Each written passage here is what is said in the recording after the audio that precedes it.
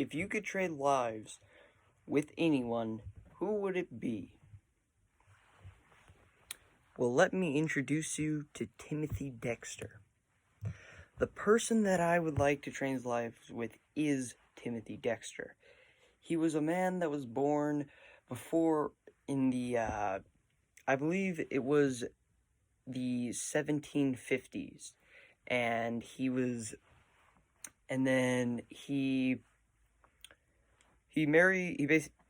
a farmhand when he was a kid, and then he dropped out of school. So, and later in life, he married a rich widow, and then he basically became rich, right? And then he decided that he wanted to be in politics. So what he did is he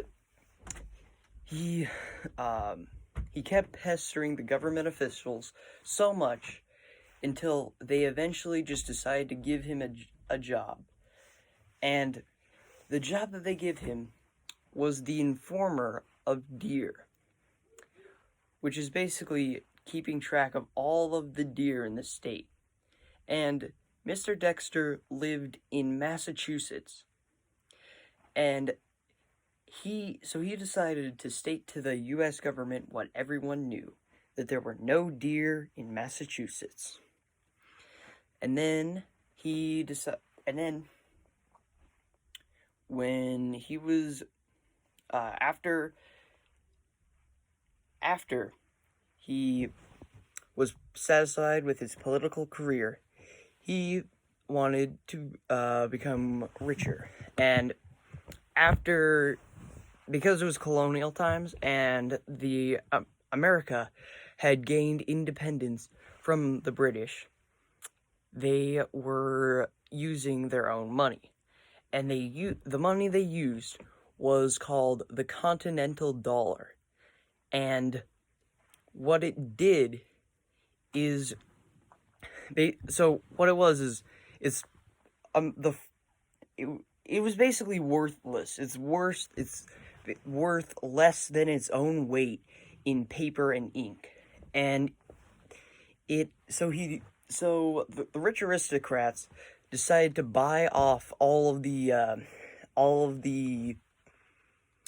paper from all of the Continental dollars from the soldiers who were poor and starving, because they had given them a free country.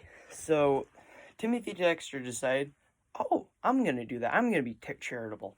So he bought thousands and thousands and thousands of Continental dollars. And this should have made him destitute. But when the U.S. government started doing buybacks, he had already gained so many that he became even richer. And the other aristocrats found him annoying because at his mansion he threw ragers like all the time, and he had statues, gold statues of all of the founding fathers and himself, as to say that he was a founding father. And so what else he did? He bought up every whalebone in Boston, because for just no apparent reason at all. But the thing is, in France, corsages started gaining popularity, and you need bones of some kind to make corsages. So he became rich off of that venture. And then one time he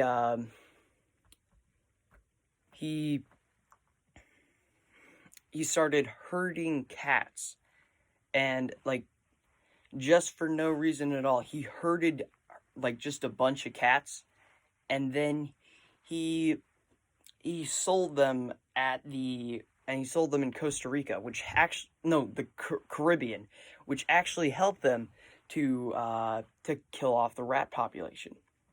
And then he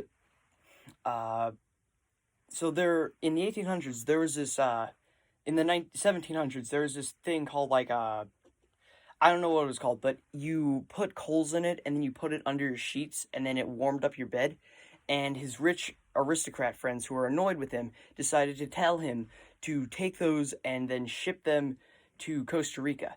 And in a hot climate, you'd think that those would actually be kind of worthless because you wouldn't need to warm them up. But they actually didn't know what they were, so they used them as molasses ladles to stir the molasses. So he was rich off of that venture too. And if you know about the idiom, people told him to carry coal to Newcastle, and he actually did, and he became rich. And that is why I would like to switch lives with Timothy Dexter, the dumbest rags to riches story ever, and with the most awesome and wacky rich able way to get rich.